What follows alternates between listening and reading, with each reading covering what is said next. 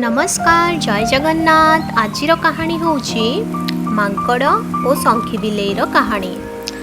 तो मांकड़ और शंखी बिलेई नुआ गाँ कहीकि गोटे गाँव में रोते आउ से गाँव में प्रतिदिन बजार बसला। बजार में विभिन्न फल पनीपरिया माछ दुकान ड्रेस दुकान चूड़ी दुकान ये सब गुड़िक से बसुला समस्ते से बजार करते।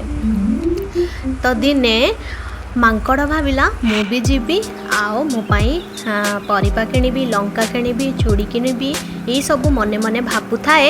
आओ ढली ढली जाऊ थाए पाखरे टंका पुड़ियाटे हाथ में धरी से एमती धीरे धीरे धीरे धीरे जाई हाट को पहुँचला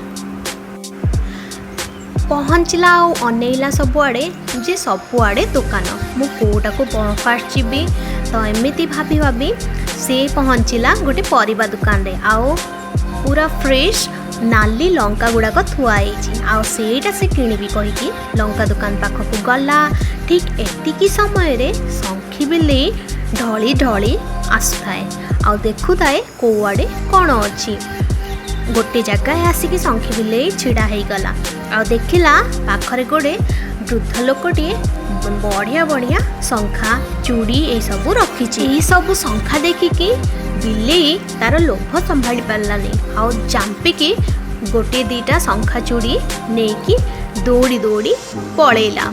यही सब मांकड़ देखुए आ रागरे से जो नाली लंका गुड़ाक किणीला रागरे से सब चोबाई देला।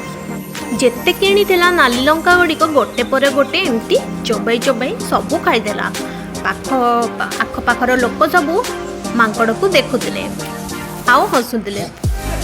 सब लंका खाइला परे मांकड़र मुह पूरा रागरे गरगर आ मुहटी होईगला बंका।